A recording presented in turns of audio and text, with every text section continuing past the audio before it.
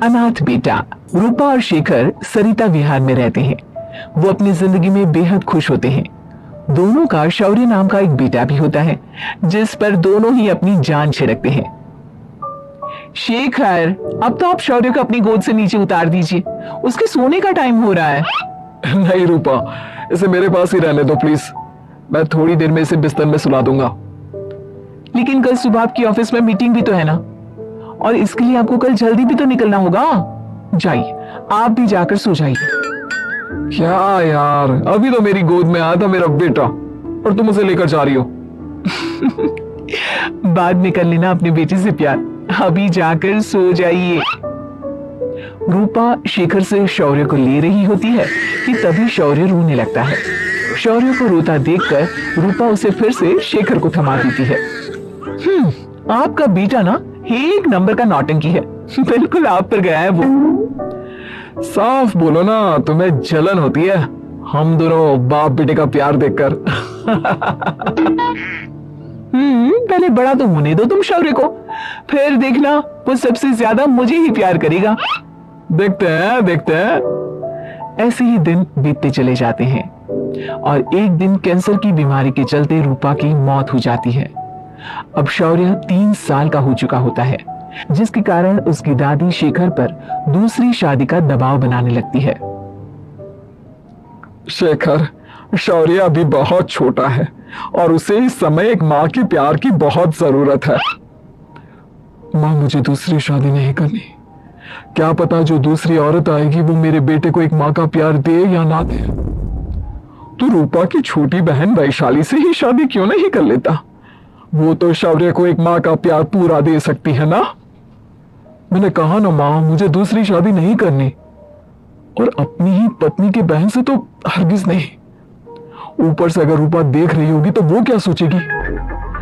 अपने लिए ना सही, लेकिन तुझे शौर्य के लिए तो शादी करनी ही पड़ेगी ना बेटा।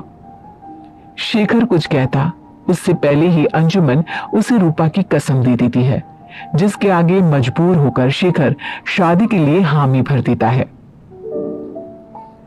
देखो वैशाली, मैंने तुमसे शादी सिर्फ अपने बच्चे के लिए की है। मैं चाहता हूं कि तुम उसे एक माँ का भरपूर प्यार दो।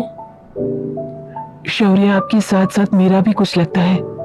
अगर आप मुझसे शादी नहीं भी करते तब भी मेरा प्यार शौर्य के लिए कभी कम या ज्यादा नहीं होता। शादी के कुछ दिनों बाद ही शेखर की माँ की भी मौत हो जाती है। वैशाली शौर्य को एक माँ से भी बढ़कर प्यार देती है।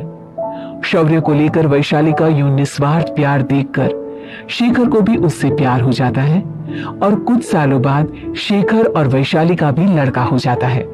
लेकिन इसके बाद वैशाली का शौर्य को लेकर बर्ताव बदलने लगता है। वैशाली, मैं देख रहा हूं तुम आजकल शौर्य का जरा भी ध्यान नहीं रख रही हो। मुझे पता नहीं था कि आदित्य के होने के बाद तुम इतना बदल जाओगी। आदित्य मेरा अपना सगा खून है और शौर्य दीदी का, फिर मैं दोनों में अंतर कैसे नहीं करूं? माँ भले ही दोनों की अलग अलग है, लेकिन पिता तो एक है ना। अगर मुझे पहले पता होता कि तुम इतनी जल्दी बदल जाओगी तो मैं कभी तुमसे शादी ही नहीं करता। हाँ, तो किसने कहा था आपसे मुझसे शादी करने के लिए? मैं थोड़ी ना आई थी आपके पास, आपकी माँ ही आई थी मेरे घर आपका रिश्ता लेकर। वैशाली, मुझे तुमसे ऐसी उम्मीद नहीं थी। गुस्से में शेखर अपना पैर पटकता हुआ शौर्य को वहां से लेकर चला जाता है। पापा, मम्मा मुझसे प्यार क्यों नहीं करती? क्या मैं उनका सगा बेटा नहीं हूँ इसलिए मुझसे प्यार नहीं करती? मम्मा नहीं करती तो क्या हुआ बेटा, पापा तो करते हैं ना आपसे प्यार। कुछ दिनों के बाद, आज तुझे खाना पीना कुछ नहीं मिलेगा, चल चुपचाप से अपने रूम में जाकर सो जा। माँ, अब भाई को खाना क्यों नहीं दे रही हो? बेटा तू आराम से खाना खा, इस नालायक की चिंता मत कर। एक दिन खाना नहीं खाएगा तो मर नहीं जाएगा ये। अगर भैया नहीं खाएंगे तो मैं भी नहीं खाऊंगा। तू अपने भाई का भक्त क्यों बन रहा है? ये तेरा सौतेला भाई है, सगा नहीं जो तू लक्ष्मण बन रहा है। माँ, आपको इतना भी नहीं मालूम? श्री राम और लक्ष्मण सगे भाई नहीं थे। श्री राम माता कौशल्या और लक्ष्मण माता सुमित्रा की कोख से जन्मे थे। दोनों की सिर्फ पिता एक थे, लेकिन माँ अलग थी। मुझे ज्यादा ज्ञान देने की जरूरत नहीं है, ये सतयुग और त्रेता युग नहीं है, समझे? हाँ यहाँ बड़ा भाई का चमचा।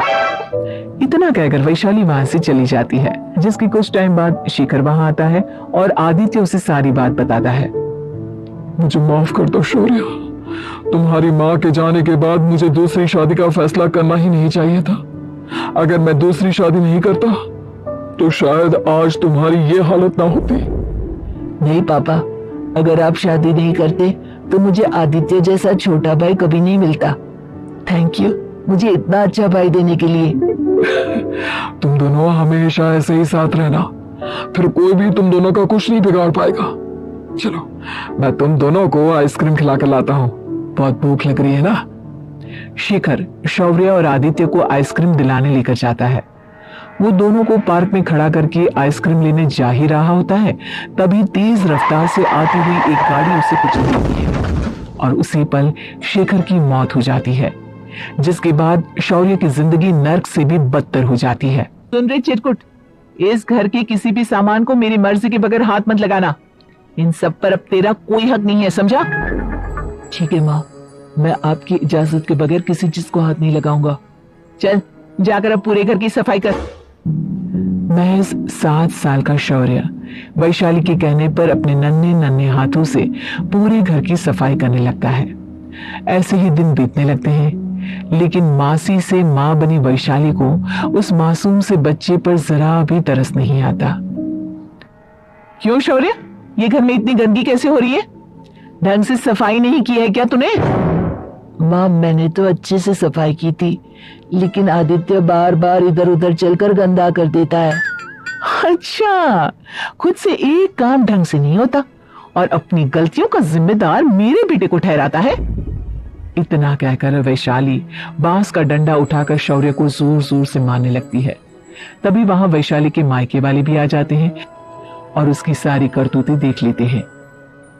माँ मैं ऐसा क्या करूं जिससे आप मुझे भी आदित्य के जितना प्यार करोगी? बोलिए ना माँ, मेरे क्या करने से आपके अंदर मेरे लिए ममता जागेगी? वैशाली शौर्य की एक नहीं सुनती, उसके ऊपर डंडे बरसाती जाती है। हद पार होते देख वैशाली की माँ उसका हाथ पकड़ती है और जोर से उसे थप्पड़ मारती है। यही सब करने के लिए तूने दामाद जी से शादी की थी? हमने सपने में भी तुझसे ऐसी हरकत की उम्मीद नहीं की थी। तू माँ नहीं, माँ के नाम पर एक धब्बा है। बस कीजिए माँ, आदित्य के इस दुनिया में आने से पहले मैंने इसे बहुत प्यार किया था, लेकिन अब जब मेरी खुद की औलाद है तो मैं किसी और के बच्चे से प्यार क्यों करूं? अरे नालायक औरत, जिसे तू किसी और का बच्चा कह रही है वो तेरी खुद की सगी बहन का बच्चा है। बहन है तो क्या हुआ, मेरे अपने बच्चे से बढ़कर तो नहीं हो सकता ना ये कभी। अगर यही बात थी तो तू हमें पहले बता देती, हम शौर्य को अपने साथ ले जाते। उसे इस तरह प्रताड़ित करने की क्या जरूरत थी? अगर आपको लेकर जाना है ना तो ले जाइए इसे, मैं नहीं रोकूंगा। नहीं माँ, मुझे कहीं नहीं जाना, मुझे आपके साथ ही रहना है। मैं तेरी कोई माँ बाबा नहीं हूँ, तेरी माँ मर चुकी है, समझा? अब निकल जा मेरे घर से। माँ अब बहुत गंदी हो, मुझे भी नहीं रहना आपके साथ, मैं भी भाई के साथ ही जाऊंगा। अरे तू क्यों जाएगा, तू तो मेरा सगा बेटा है, जाने दे इसे। हम यहाँ ऐश से रहेंगे, तुम्हारे पापा बहुत सारी जमीन जायदाद छोड़ गए हैं तुम्हारे लिए। नहीं माँ, मुझे भाई के साथ जाना है। आप अच्छी नहीं हो, आप बहुत बुरी हो, अब भाई को बहुत परेशान करती हो। देख वैशाली, तुझसे ज्यादा समझ तो इस मासूम बच्चे में है। ये तेरे बुरे कर्मों का ही नतीजा है जो आज तेरी सगी औलाद खुद से तुझे ठुकरा रही है। आदित्य, तुझे इस शौर्य ने भड़काया है ना मेरे खिलाफ? नहीं माँ, मुझे किसी ने भड़काया नहीं, पर मैं सब देखता हूँ, सब समझता हूँ। भाई बहुत अच्छा है, वो आपकी जैसा नहीं है। चलिए नानी।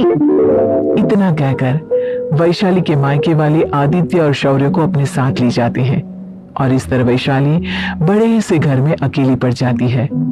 2 बेटों के होते हुए भी आज उसे माँ कहकर बुलाने वाला कोई नहीं होता।